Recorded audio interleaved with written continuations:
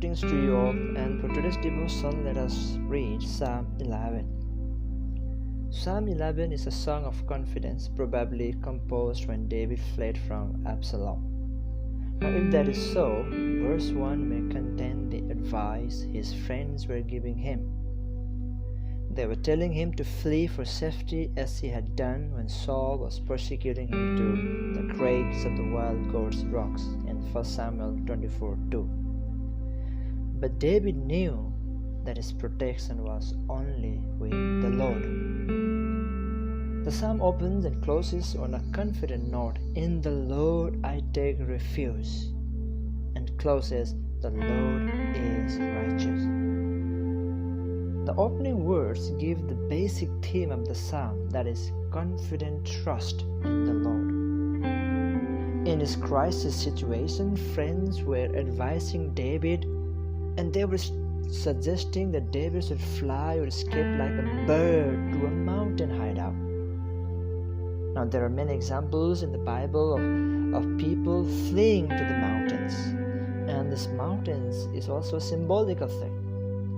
Adam and Eve, Saul, Jonah, we know he went and hid inside the boat, Israel and Judah and Peter.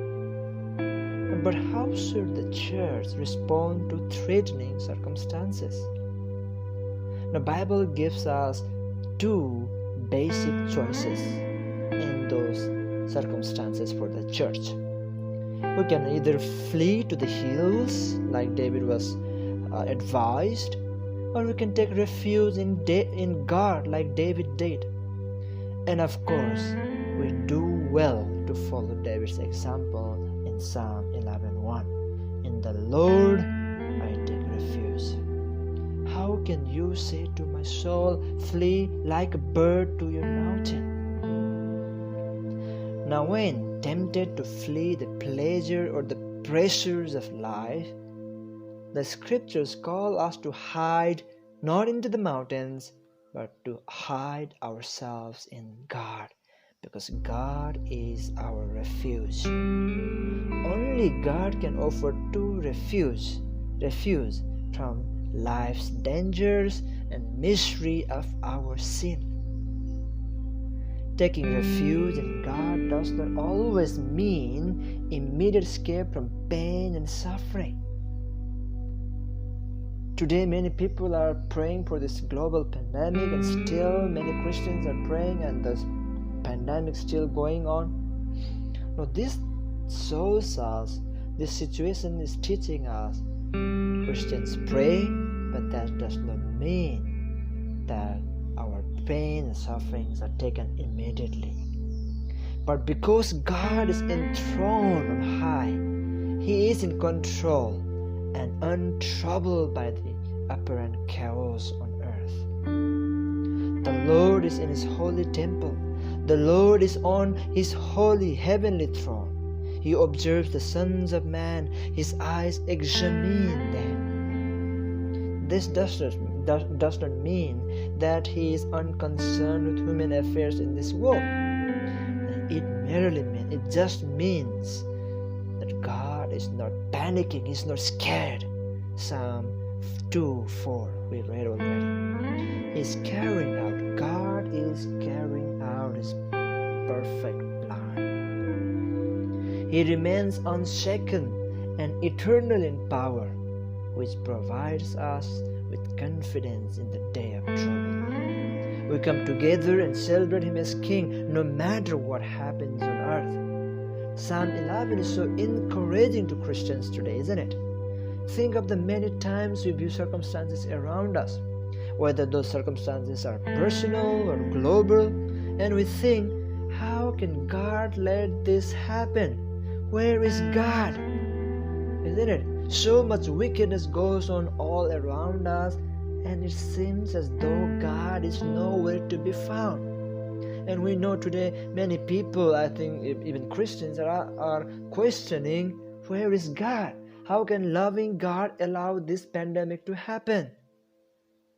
Like David, before we throw our hands in despair, in hopelessness, we must look to God.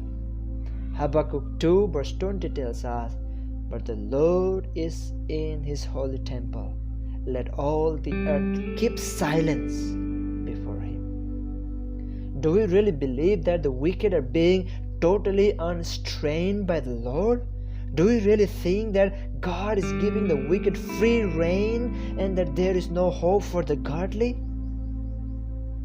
Habakkuk tells us to ponder the Lord in his holy temple and keep silence before him. In other words, Habakkuk and Sam is saying, nothing, not even this pandemic, is out of God's control. David agrees with us in Psalm 11. The God is always in control. He sees everything. He tests the Christian and he hates the wicked. The wicked will not go unpunished even though it seems as if they do. Can we understand all those things? No, we cannot. God is God and we are not.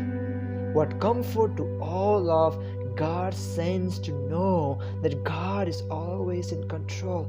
Nothing goes unnoticed by him, and we can flee as a bird to God's mountain of peace because he loves his people. He takes care of us at all times and at all costs. Can I understand that? No, I will never ever understand the awesome love and power of God. Even then, he is still in complete control of everything. Now, that's why Christianity is not just a religion, but it's a religion of faith. Through faith, we believe and trust in God and in His Word. And that does not mean we know and understand everything in it. That's where faith comes into effect. Newborn baby does not understand any of what is revolving or going around her, but she has complete trust in her mother. She has been living with and listening to her mother for several months and loves her completely. What a trust. Now pray that God will give you and me the complete trust and faith as you go about your life today, just as a newborn baby with complete unwavering faith. God is still in control.